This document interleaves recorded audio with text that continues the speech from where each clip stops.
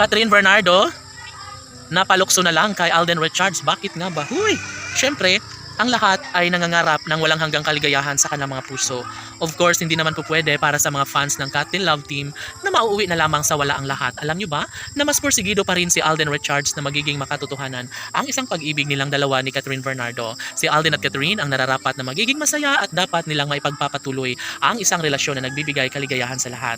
Sa pagkakataong ito, marami na ang nagsasabi na malaki ang posibilidad na maisakatuparan ang pangarap ng dalaga at binata. Siyempre, isa na rito ang pagkakatagumpay na siyang pinangarap ng taong bayan.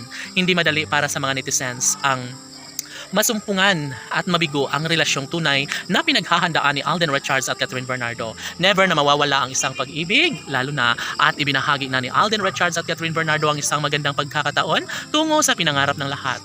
Posible nga ba na magiging matagumpay si Alden Richards at Catherine Bernardo sa kanilang relasyon? Okay, syempre naniniwala ang lahat at alam na nila na mayroon talagang happy ending na naghihintay sa puso ng dalaga at binata. Never umano na mawawala ng pag-asa ang taong bayan dahil hindi na umano magbabago pa ang isang pag-ibig na nararapat lamang na mapagtagumpayan ni Alden Richards at Catherine Bernardo.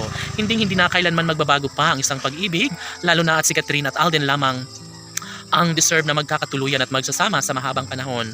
Ika nga, kompleto na ang buong pagkatao ni Catherine Bernardo na makapiling si Alden Richards. Of course, ito lamang ang lalaking kanyang matagal lang pinangarap na sana ay kanyang maangkin at mapagtagumpayan at magiging ama ng kanyang mga magiging supling.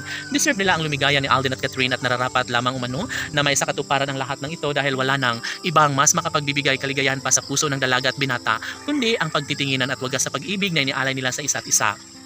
Laging pakatandaan na nasa tamang edad na ang dalaga at binata at handang-handa na rin naman umano si Alden Richards at Catherine Bernardo na buuin ang kanilang pangarap na magkaroon ng maraming supling, na magkaroon ng malaking pag-asa na nagbibigay kaligayahan sa taong bayan. Deserve nila ang lumigaya, deserve nila ang magkaroon ng habang buhay na kaligayahan, lalo na at hanggang ngayon ay hindi na umano magbabago pa ang isang pagtitinginang nagbibigay kulay kaligayahan sa kanilang mga fans. Of course, iisa lamang ang tinatangi ng lahat, iisa lamang ang pinakahinahangad ng lahat, yun ay ang magkaroon ng habang buhay na kaligayahan sa puso ni Alden at Catherine. Kaligayahan ito para sa mga fans ng dalaga at binata, kaya sanay sa mas lalong madaling panahon ay magkakaroon na ng kasagutan ng lahat, kahilingang nagbibigay kasiyahan para sa taong bayan.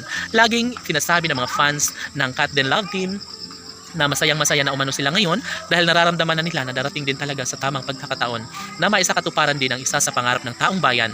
Kung sakali man na magiging isang legit na Mrs. Richards si Catherine Bernardo ay sadyang mas magbubunyi pa ang taong bayan.